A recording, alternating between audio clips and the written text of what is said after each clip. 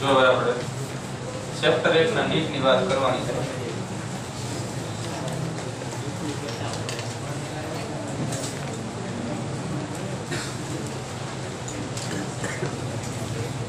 પેલા બધી થિયરી જે તમને આપ્યા છે, ફ્લો ચાર્ટ, ફ્લેશ ચાર્ટ, એ જોઈએ. જો ઉદાહરણ ઘણા બધા છે, ચેપ્ટરમાંથી ઉદાહરણ જે છે પૂછાઈ શકે એવા છે. એમાં સૌથી પહેલા જો ભાજન આપ્યું છે, ફ્લો ચાર્ટમાં ધ્યાન આપજો. એવું લાગે ને લખાણ જો ને ફ્લો ચાર્ટમાં બાજુમાં પેન્સિલ ને પેન લઈને બેસો, બાજુમાં જે તમને એવું લાગે આ વધારાનું છે, લખવાનું છે, લખવા જેવું છે, લખી નાખો. બરાબર, શરમ સંકોચ રાખ્યા વગર. તો પહેલા તે કાઉન્સમાં એવું આપ્યું છે જનીનિક પ્રતિકૃતિ, કાઉન્સમાં ઓબ્લિક કરીને ક્લોન્સ. આના વિશે આપણે ભણી ગયા છીએ કે પિતૃઓ જેવી આપ્યું નકલ હોય, બાહ્યાકાર રીતે અને જનીનિક રીતે પિતૃઓને મળતી આવતી હોય. તો સામાન્ય સજીવોમાં મોનેરા, પ્રોટિસ્ટા, ફૂગ અને લીલ આ બધા જે છે એ ભાજન દ્વારા વિભાજન પામશે. બરાબર. 4 બીજા પ્રકાર આપ્યા છે ભાજનના. એમાં પહેલા નંબર ઉપર છે સરળ દ્વિભાજન. સરળ દ્વિભાજન અને એની અંદર ઉદાહરણમાં તમને આપ્યું છે અમીબા. અમીબાની અંદર સરળ દ્વિભાજન જોવા મળે. આપણે ખાલી એક સિમ્પલ ડાયાગ્રામ જ ભણેલા છે અમીબાનો. એમાં શું હોય કે જે અમીબા છે, આ ઉદાહરણ તરીકે અમીબા, સરળ દ્વિભાજનનો અર્થ એવો થાય કે અમીબાની અંદર વિભાજન જે છે કોઈ પણ દિશાએથી થઈ શકે.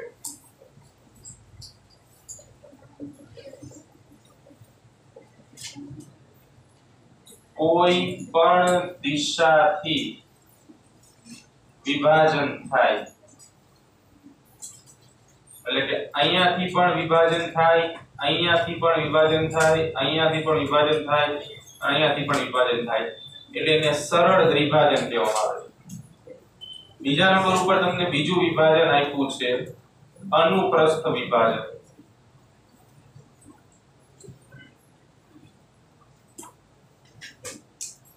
અનુપ્રસ્થનો અર્થ થાય આડું. એટલે જે આડું દ્વિભાજન હોય ને એને અનુપ્રસ્થ દ્વિભાજન કહેવાય. ઉદાહરણ આપ્યું છે પેરામિશિયમ. બરાબર, પેરામિશિયમ. અને બીજું તમને આપેલું હશે પ્લેનેરિયા, પૃથ્વી. પેરામિશિયમ બૂટ ચપ્પલના તળિયા જેવું હોય. આવું. એમાં વિભાજન જે છે ને હંમેશા આ રીતે થાય. આ એક જ અક્ષ એવી છે જ્યાંથી વિભાજન થઈને બે બાળ પેરામિશિયમ બને. બરાબર. તો એના ઉદાહરણમાં પેરામિશિયમ એટલે પ્લેનેરિયા. ત્રીજા નંબર ઉપર છે આયામ વિભાજન અથવા આયામ દ્વિભાજન. એમાં આવે યુગ્લિના અને વોર્ટિસેલા. આયામનો અર્થ એવો થાય ઊભું. આયામ એટલે ઊભું. આ બાયોલોજીકલ શબ્દો છે. એમાં શું હોય કે જે પ્લેનેરિયા છે, આવી રીતે પ્લેનેરિયા હોય, કસા ધરાવે, એમાં વિભાજન આ અક્ષે થાય. આ સેન્ટ્રલ અક્ષ એક જ છે. આને ઊભું વિભાજન કહેવામાં આવે. જે પ્લેનેરિયા અને વોર્ટિસેલા તમને આપ્યું છે. વોર્ટિસેલા હું આપ્યું તો લખી નાખશું. બરાબર. આ બધું છે વોર્ટિસેલા. બહુભાજન જે મુજબ આપણે વાત કરી હતી અમીબા, પેરામિશિયમ અને પ્લાઝ્મોડિયમ. પ્લાઝ્મોડિયમમાં કાઉન્સમાં લખો શીત જ્વરિત જંતુ. એના બીજા નામે આ શીત જ્વરિત જંતુ તરીકે ઓળખવામાં આવે છે પ્લાઝ્મોડિયમ. ઠંડી લાગીને તાવ આવવા માટે જવાબદાર છે.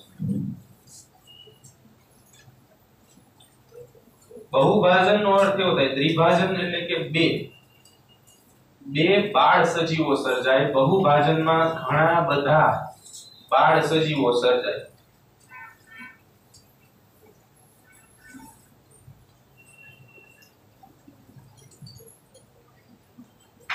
એમાં શું છે કે જે આપણે વાત કરી કે કોષ કેન્દ્ર સતત વિભાજન પામે અને નવા નવા સજીવોનું સર્જન થાય. બરાબર. આના સિવાય એક વધારાનું ઉમેરવાનું છે ત્રાસુ વિભાજન. એની અંદર ત્રાસુ વિભાજન જે ગોનિયાલેક્સમાં જોવા મળશે. ગોનિયાલેક્સ ત્રાસુ વિભાજન. ગોનિયાલેક્સ આવું પ્રાણી છે. 11મા ધોરણમાં આપણે ભણ્યા છીએ. આવું વિભાજન જોવા મળે. ત્રાસુ, ત્રાસા ઘટકા થાય. બરાબર. એટલે ગોનિયાલેક્સ. એના પછી બીજા નંબર ઉપર તમને અવખંડન આપ્યું છે લીલ ફૂગ અને અમુક પ્રાણીઓ. એમાં લીલના ઉદાહરણ છે જીગ્નીમા, યુલોથ્રિક્સ, ઉડોગોનિયમ અને સ્પાયરોગાયરા. બરાબર. ફૂગમાં મ્યુકર, રાઇઝોપસ, સેપ્રોલેગ્નિયા અને અમુક પ્રાણીઓમાં તમને હાઇડ્રા, કોષ્ઠાંતરી સમુદાયનું પ્રાણી છે, પ્લેનેરિયા પૃથુકૃમિ અને તારા માછલી સૂર્ધ્વચીનું છે. એની અંદર નીચે લખો સાલામાન્ડર, આ પ્રાણીનું નામ છે. એમાં લિમ્બ રીજનરેશન જોવા મળે છે. લિમ્બ રીજનરેશન એટલે એનો અર્થ એવો થાય કે સાલામાન્ડરનો જે હાથ હોય આવો એ કપાઈ જાય ને તોય નવો હાથ બની જાય, જે પુનઃ સર્જન ક્ષમતા દર્શાવે છે. સાલામાન્ડર નવો ભાગ.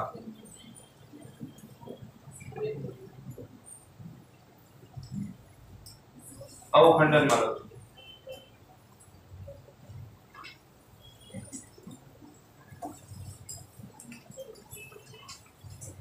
સાથે સાથે લખી દો, પછી આપણે પૂછવાનું થશે. કલિકા સર્જન લીલ, ફૂગ અને કેટલાક પ્રાણીઓમાં જોવા મળે. લીલના ઉદાહરણમાં ફ્યુકસ, ડિક્ટિઓટા અને પ્રોટોસાયકોન. ફૂગની અંદર ઈસ્ટ જે આપણે જોયું હતું, બરાબર. એમાં શબ્દ એક લેખો છે અસમ દ્વિપાદન. કલિકા જે બને છે એ કદમાં નાની હોય, અસમ વિભાજન જેવું છે, બરાબર. અમુક પ્રાણીઓમાં બે પ્રકાર આપણે જોયું હતું. બાહ્ય કલિકા સર્જનમાં આપણે ઉદાહરણ હાઇડ્રા લીધું હતું. આના સિવાય ઈસ્ટ પણ બાહ્ય કલિકા સર્જનમાં આવે, પરંતુ એ વનસ્પતિમાં આવશે. અને અંતઃકલિકા સર્જન જે છે એની અંદર સછિદ્ર સમુદાયમાં વાદળીનો સમાવેશ કર્યો હતો. તો એ બંને પ્રાણીઓમાં આવશે, બરાબર. વાદળીના ઉદાહરણ તમને આપ્યા છે. મીઠા જળની વાદળી, મીઠા પાણીમાં જોવા મળે સ્પોન્જીલા.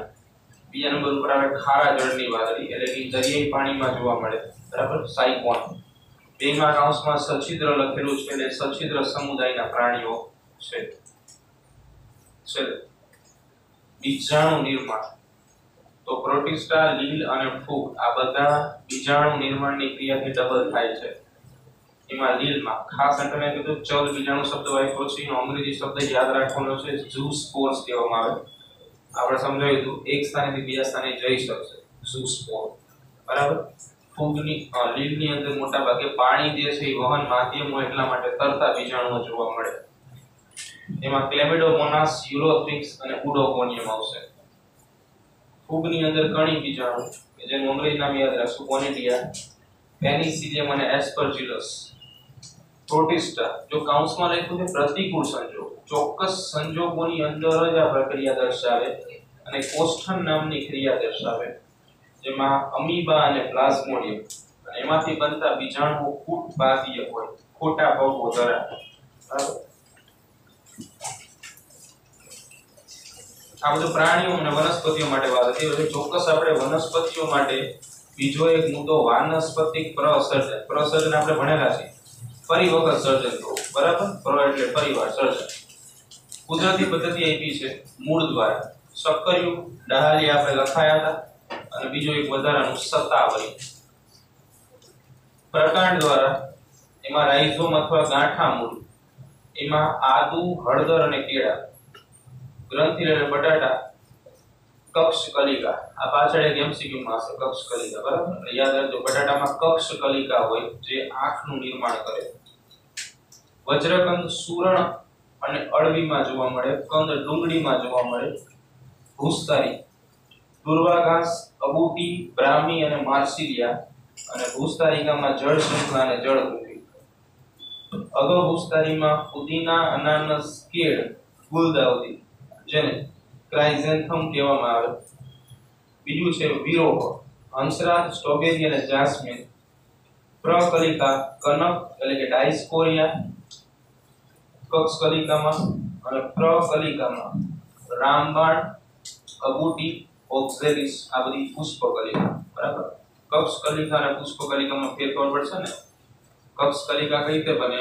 આવી રીતે જે મુખ્ય વનસ્પતિ હોય એની સાથે જે બીજી શાખા જોડાણી હોય બે વચ્ચેનો જે એંગલ બને છે આ એંગલને કક્ષ કહેવામાં આવે અને એમાંથી જે સર્જાતી કલિકા હોય એને કક્ષ કલિકા કહેવાય અને અહીંયા પુષ્પ કલિકા એવી કલિકા કે જેનું સર્જન પુષ્પમાં થવાનું હોય એને પુષ્પ કલિકા કહેવાય બરાબર એ બેમાં જોવા મળશે કૃત્રિમ પદ્ધતિઓ જે છે એ અગત્યની છે પહેલા નંબર ઉપર છે કલમ દાબ કલમ અને આરોપણ જો કલમની અંદર શું હોય સૌથી પહેલા અહીંયાથી જ શરૂઆત કરીએ કલમ કરવી તો કલમમાં શું છે કે કોઈ વનસ્પતિના પ્રકાંડનો ભાગ હોય અથવા તો કોઈ વનસ્પતિના મૂળનો ભાગ હોય તો આવી રીતે એને કાપીને જમીનમાં ઉગાડવામાં આવે ઉપરની બાજુ માટી થોડોક લગાડવામાં આવે એટલે ભેજ મળી રહે આ જે મૂળને તમે કાપી નાખો એટલે કે હવે એનો શેપ આવો થઈ ગયો ફોર એક્ઝામ્પલ મૂળનો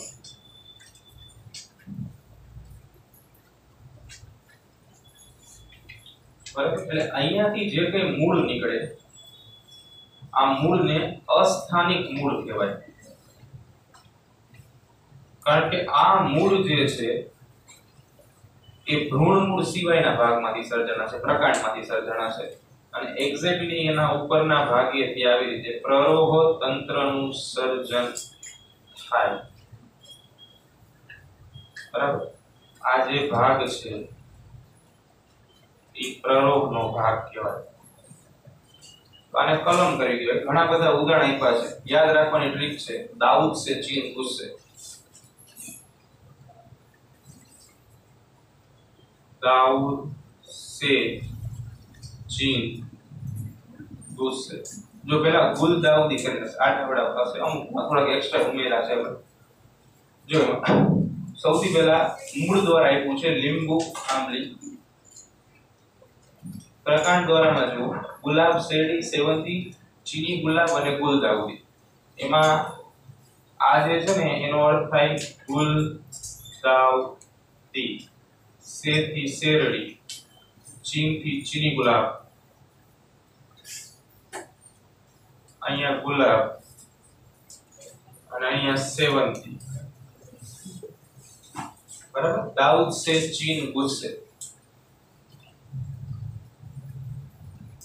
હળવે કોઈ ઉતાવળ નથી 2 મિનિટ બીજું સમજી લે પછી લોકો શાંતિથી બીજા નંબર ઉપર દાબ કલમ છે દાબ કલમમાં શું હોય છે નબળું પ્રકાંડ ધરાવતી વનસ્પતિઓ હોય એની અંદર આવું જોવા મળે ફોર એક્ઝામ્પલ કે આ વનસ્પતિનો છોડ છે આ વનસ્પતિનો છોડ આવી રીતે જમીનમાં જઈને ફોર એક્ઝામ્પલ કે આ જમીન છે અહીંયાથી આવા મૂળ બનાવે જેને અસ્થાનિક મૂળ કહેવામાં આવે અને નવી વનસ્પતિનું સર્જન કરે તો તમારી પાસે આવી કોઈ વનસ્પતિ હતી તમે એનો જમીનની અંદર આટલો ભાગ જે છે દાટી દીધો થોડો ભાગ ઉપર રાખ્યો થોડા સમય બાદ આ વનસ્પતિ નવી વનસ્પતિ તરીકે સર્જાય ત્યારે એ સમયે આ ભાગ કાપી નાખવામાં આવે મોટા ભાગે ઘાસ જે છે એને આ રીતે ઉગાડવામાં આવતું હોય છે આની રીત છે ટ્રીક છે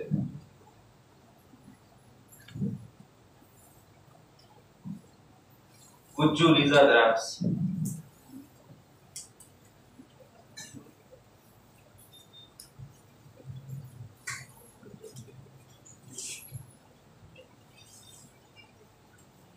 ગુજ્જુ લીઝા દ્રાક્ષ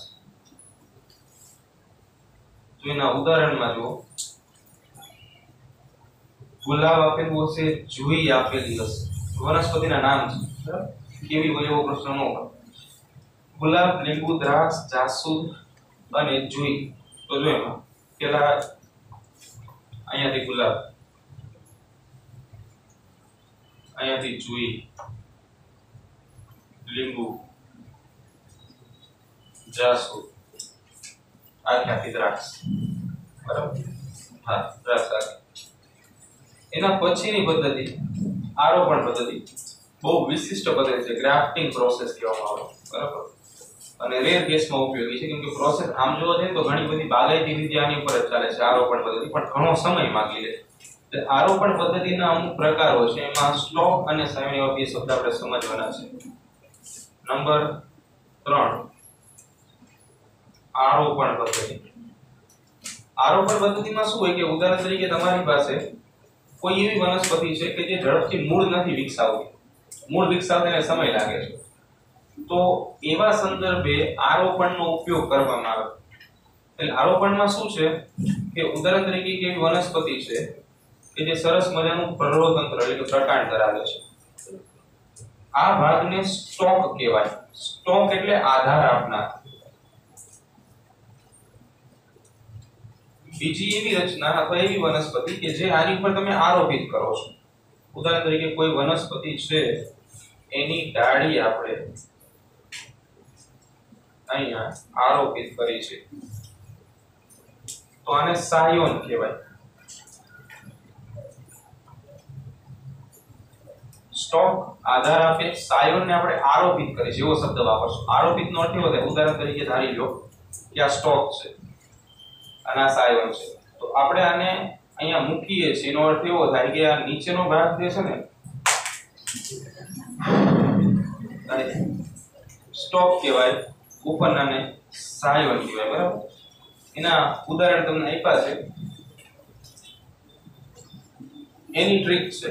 જો ટ્રીકનું નામ છે આજા સલીના લીચી ખાને.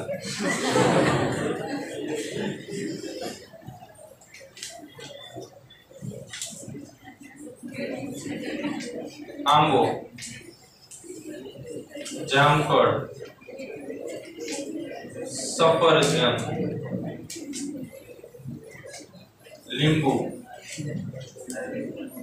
નારંગી, લીચી.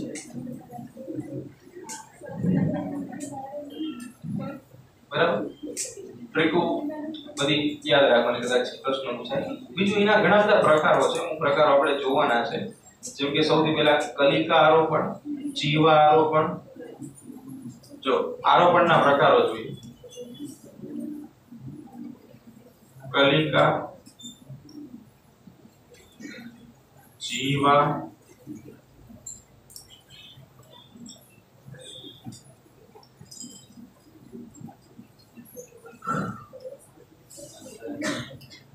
પાચર આરોપણ,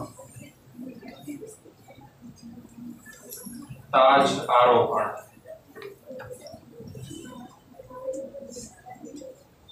એપ્રોચ. જો આના દાખલા આવશે, હમણાં એક દાખલા આપણે ટ્રીક આપી રીતે ગણાય. જીવા, પાચર, એક રહી ગયું પાસુ આરોપણ.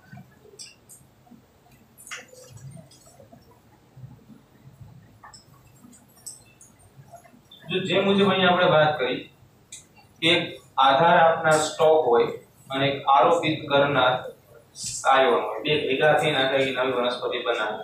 બરાબર. હવે એના આધારે આપણે કલિકા, જીવા, પાચર અને પાસુ આરોપણ જોશું. જો કલિકા આરોપણમાં શું હોય કે જે સ્ટોક હોય ને, આ સ્ટોક, એમાં અહીંયા સાધન વડે જે થડ હોય એનો થોડોક ભાગ કાપી એક કલિકા મૂકવામાં આવે અને કલિકા અંકુરિત થાય. એટલે કલિકા અહીંયા આપણા માટે સાયોન તરીકે કામ કરશે અને આ સ્ટોક તરીકે કામ કરશે. સ્ટોકના લક્ષણો એવા હોય કે મજબૂત હોય. સ્ટોકના લક્ષણો મજબૂત મૂળ તંત્ર ધરાવતો હોય, આનું મુખ્ય લક્ષણ હોવું જોઈએ. બરાબર. જીવા આરોપણમાં શું થાય કે તમારી પાસે જે કઈ વનસ્પતિ છે જેને તમારે સ્ટોક તરીકે લેવાની છે, એને આવી રીતે કાપવી પડે અને એની ઉપર બીજી આવી વનસ્પતિ જે છે એ આરોપિત કરવી પડે. એટલે આ સાયોન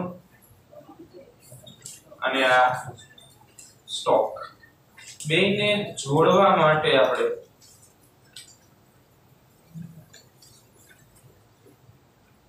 મીણ હોય ને એને ગરમ કરીને લગાડી શકી, પછી શણના પોતા બાંધી શકી, સરળભાઈ ચાલે, બરાબર, જેના કારણે બંને વચ્ચેનો જે બોન્ડિંગ છે ને ઝડપથી બને. અહીંયા પેશીઓની વૃદ્ધિ થવી જરૂરી છે, બરાબર. પાછળ આરોપણની વાત કરીએ. આવી રીતે તમારી પાસે જે સ્ટોક હોય એને આ શેપમાં કાપવાનો, અને સાયોન જે છે એને વી શેપમાં કાપવાનો.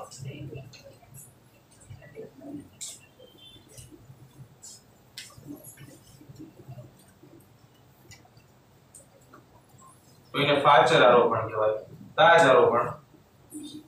આમાં શું કે કોઈ મોટી વનસ્પતિનું થડ જે છે ને તાજ આરોપણમાં વપરાય. એમાં છિદ્રો પાડીને આવી અલગ અલગ વનસ્પતિઓની કલિકાઓ, ડાળીઓ જે છે એ દાખલ કરવામાં આવે.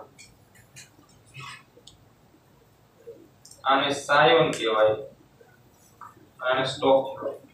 એપ્રોચ આરોપણ થોડુંક વિશિષ્ટ. બે આવી વનસ્પતિઓ હોય,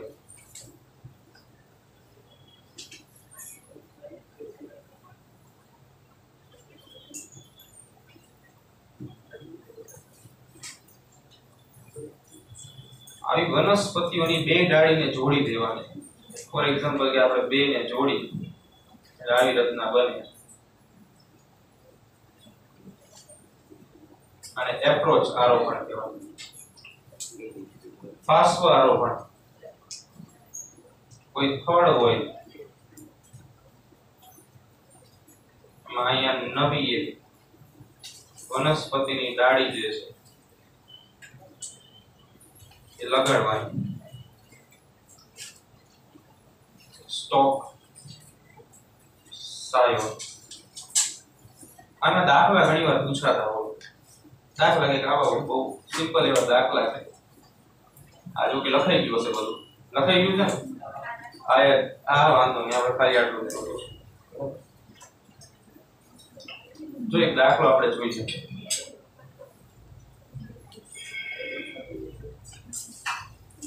ધ્યાન આપજો. એવું લાગે દાખલાની રકમ લખી લેજો, અથવા તો બેઝિક લખી લેજો, કઈ રીતે શું થાય. જો ધ્યાન આપજો.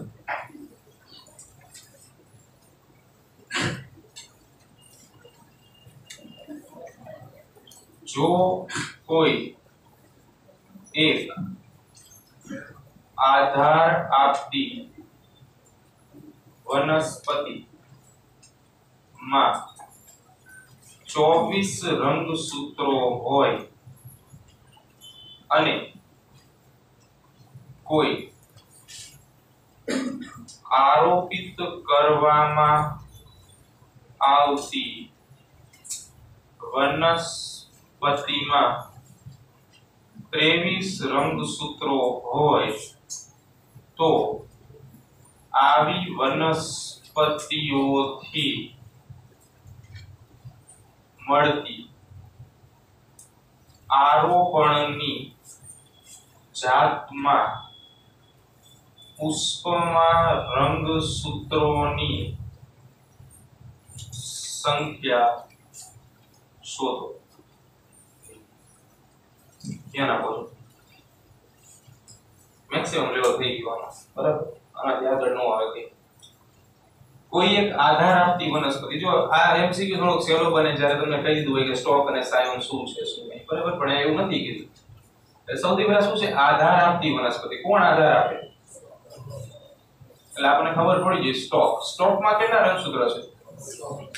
24. તો સ્ટોકની અંદર રંગસૂત્રોની સંખ્યા 24 છે, અને કોઈ આરોપિત કરવામાં આવતી વનસ્પતિ એને શું કહેવાય? સાયોનમાં રંગસૂત્રની સંખ્યા 23 છે. પ્રશ્ન એવો પૂછ્યો છે કે પુષ્પમાં રંગસૂત્રની સંખ્યા આપણે શોધવાની છે. શેમાં શોધવાની છે?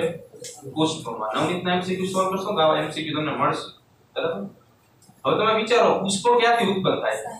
આ બંનેમાંથી ક્યાંથી ઉત્પન્ન થશે? પુષ્પો સાયોનમાંથી ઉત્પન્ન થાય ને.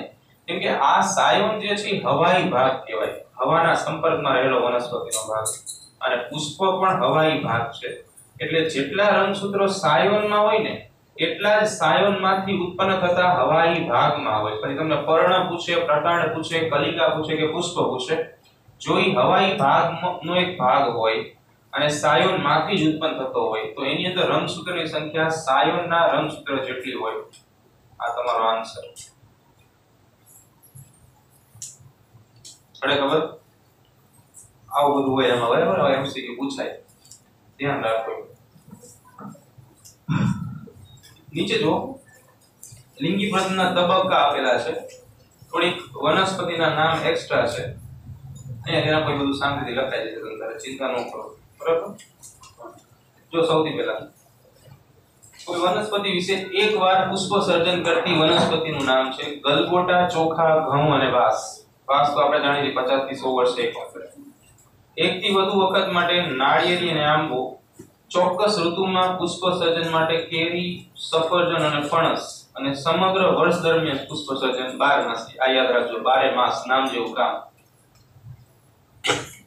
અસમાન પુષ્પ સર્જન તો જો વાંસ 50 થી 100 વર્ષે એક વખત ફળ આપે અને નીલકુંરંજિત જે છે 12 વર્ષે એક વખત પુષ્પ સર્જન દર્શાવે. પ્રાણીઓમાં ઋતુકીય રીતે ઈંડા મૂકતા સજીવો આપેલા છે પક્ષી, દેડકા અને ગરોળી. અને સમગ્ર વર્ષ દરમિયાન મરઘા આપેલા છે. બે ચક્રોની આપણે વાત કરી લીધી, ઋતુકીય ઋતુચક્ર અને માસિક ઋતુચક્ર. તો ઋતુકીય ઋતુચક્ર જો પ્રાથમિક તબક્કામાં ચોક્કસ ઋતુઓમાં જોવા મળે, એમાં ઘેટા, ઉંદર, હરણ, કૂતરા અને વાઘનો સમાવેશ થાય. માસિક ઋતુચક્ર સમગ્ર પ્રાથમિક તબક્કા વાંદરા, એપ અને મનુષ્ય. એપ વિશે આપણે વાત કરી લીધી, મહાકાય વાનરોનું જૂથ જે છે એને આપણે એપ તરીકે ઓળખીએ છીએ. નેક્સ્ટ છે જો લિંગી પ્રજનનમાં સજીવોની જાતીયતા. તો સૌથી પહેલા ત્રિલિંગી કે જેને આપણે સમસુકાયક અથવા એકસદની વનસ્પતિ કહી છીએ. વ્યાખ્યા તમને આપેલી છે કે નર અને માદા બંને પ્રજનન અંગો એક જ વનસ્પતિ પરથી સર્જાશે. એમાં ત્રિલિંગી પુષ્પ અને એકલિંગી પુષ્પ. ત્રિલિંગી પુષ્પ કોને કહેવાય? પુંકેસર અને સ્ત્રીકેસર બંને હાજર હોય તો એને ત્રિલિંગી કહેવાય. પુંકેસર કે સ્ત્રીકેસર બેમાંથી કોઈ એક હાજર હોય તો એને આપણે એકલિંગી કહેશું. ઉદાહરણો છે સક્કરિયા જાસૂદ, ફેબેસી, લિલિએસી, સોલેનેસી અને બ્રાસિએસી. આ કુળના નામ છે. એટલે આ કુળની જેટલી પણ વનસ્પતિઓ છે એના પુષ્પો આવા પ્રકારના હોય. બીજું છે એકલિંગી પુષ્પ કે જે એકસદની વનસ્પતિમાંથી મળશે. એમાં કાકડી, કેળા, નાળિયેરી, મકાઈ, દિવેલા, પાઇન અને કાળા. કૌંસમાં લખ્યું છે જો કાળા લીલ છે, બરાબર, યાદ રાખો. એકલિંગી વનસ્પતિ જેને વિષમ સુકાયક કહી છે, જે એકલિંગી પુષ્પ ઉત્પન્ન કરશે, બરાબર. પપૈયું, ખજૂર, તાળ, સતાવરી, પિસ્તા, મેરીજુઆના અને માર્કેન્સ છે. મેરીજુઆનાની બાજુમાં કેનાબિસ લખ્યું છે. નશાકારક પદાર્થ છે મેરીજુઆના. નશામાં ઉપયોગ થાય ને એ, બરાબર. પ્રાણીઓ ભણશો તમે 8મા ચેપ્ટરમાં, છેલ્લો ટોપિક છે આ ચેપ્ટર નંબર 8, નશાકારક પદાર્થો અને આલ્કોહોલની કુટેવ. માણસો શા માટે નશાકારક પદાર્થોનો સંપર્ક સાધે છે? 3 રીતે સાધે. કેટલી રીતે સાધે? 3 રીતે સાધે. પ્રાણીઓ એમાં જો ત્રિલિંગી અને એકલિંગી પ્રાણીઓ, ઉદાહરણ આપણને જે આપેલા છે ઈ છે, એમાં કોઈ નવું નથી. ટેટ કોઈ એક વધાર્યો છે, એની કોઈ આપણે જરૂર નથી ટેટ. નેક્સ્ટ લિંગી પ્રજનન. આ એક પ્રકારના રિવિઝન જેવું જ છે, બરાબર. બાકી ટેક્સ્ટ બુક સિવાયનું બહારમાં નીકળતું નથી. લિંગી પ્રજનનમાં 3 ઘટના: પૂર્વફલન, ફલન અને પશ્વફલન. પૂર્વફલનમાં 2 ઘટનાઓ: જન્યુજનન અને જન્યુવહન. તેમાં સમજન્યુઓ કેટલીક લીલ, ટેડોફોરા અને યુરોથ્રિક્સમાં જોવા મળશે. વિષમજન્યુમાં ફ્યુકસ લીલ મનુષ્યમાં જોવા મળે. ચલપુ જન્યુ જેને શુક્રકોષ કહી, બરાબર, અને માદા જન્યુ જેને અંડકોષ કહી. તફાવત આપેલા છે. ચલપુ જન્યુ નાના, સક્રિય, ચલિત હોય, વધુ સંખ્યામાં હોય. માદા જન્યુ મોટા, નિષ્ક્રિય, અચલિત, ઓછી સંખ્યામાં હોય. પિતૃદેહ જો n હોય તો સમવિભાજન થાય. મોનેરા, લીલ, ફૂગ અને ત્રિઅંગીમાં જોવા મળે. અને 2n હોય તો અર્ધીકરણ થાય. ત્રિઅંગી, અનાવૃત, આવૃત અને મોટા ભાગના પ્રાણીમાં જોવા મળે. જન્યુવહન તો પાણી દ્વારા લીલ, દ્વિઅંગી, ત્રિઅંગી. અન્ય માધ્યમમાં જો આપેલું છે પવન, કીટક, પ્રાણી. ફૂગ, અનાવૃત અને આવૃત વિકારી વનસ્પતિ. નેક્સ્ટ ફલન અથવા તો જન્યુયુગ્મન. અંતઃફલન અને બાહ્યફલન આ બે ટોપિક આપેલા છે. અંતઃફલન આપણે જોયું કાસ્તી મત્સ્ય સરીસૃપો વિહંગ સસ્તન ફૂગ દ્વિઅંગી ત્રિઅંગી આવૃત અને અનાવૃતમાં જોવા મળશે, જ્યારે બાહ્યફલન લીલ અસ્થિ મત્સ્ય અને ઉભયજીવીમાં જોવા મળશે. અસંયોગી જનનના ઉદાહરણ થોડાક વધારે આપ્યા છે, ખાસ જોજો. રોટીફર્સ મધમાખી કેટલીક ગરોળીઓ, આટલું આપણે જાણ્યું. ટર્કી પક્ષી, એસ્ટરેસી કુળ એટલે કે ઘાસની કુળ, લખી નાખો બાજુમાં, ઘાસનું કુળ જે છે એસ્ટરેસી તરીકે ઓળખાય. કેળા અને દ્રાક્ષ, કેળાને પાર્થેનોકાર્પિક ફ્રૂટ કહેવામાં આવે. પાર્થેનોકાર્પિક ફ્રૂટ, બીજા શબ્દોમાં એને બીજ રહિત અથવા બીજ વિહીન ફળ કહેવાય. અસંયોગી જાત ફળ પણ કહેવાય. આ બધા એના અલગ અલગ નામ છે, કારણ કે અસંયોગી જનનથી સર્જાય છે, બરાબર, એટલા માટે એના નામ આવા હોય છે.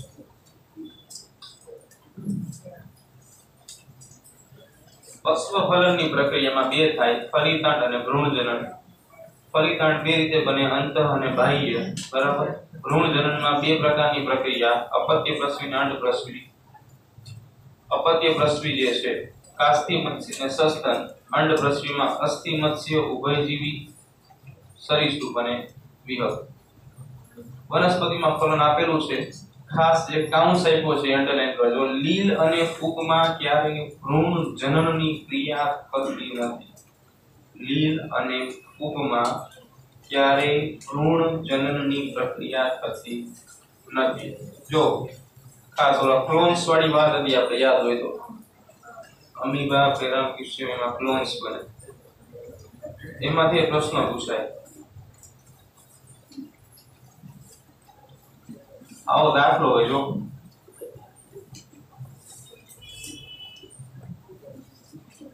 એક અમીબા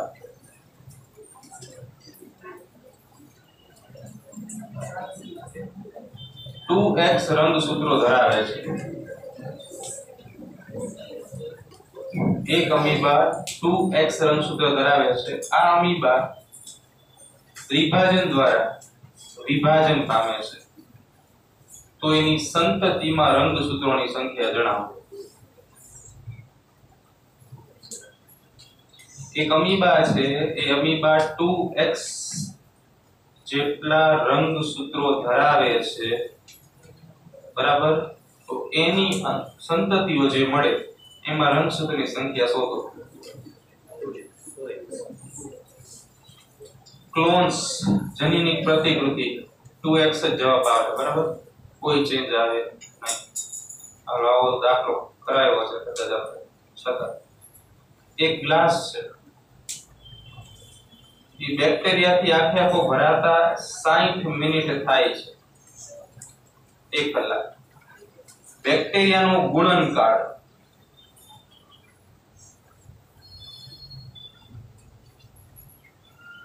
1 મિનિટનો છે, તો અડધો ગ્લાસ ભરાતા કેટલો સમય થશે? 59, બરાબર. કેમ કે તમે વિચારો 59 મિનિટે અડધો ભરાય એટલે જેટલા બેક્ટેરિયા હોય એટલા આટલા બેક્ટેરિયા અહીંયા ડબલ થઈ જાય 1 જ મિનિટ. જવાબ આવે 59 મિનિટ.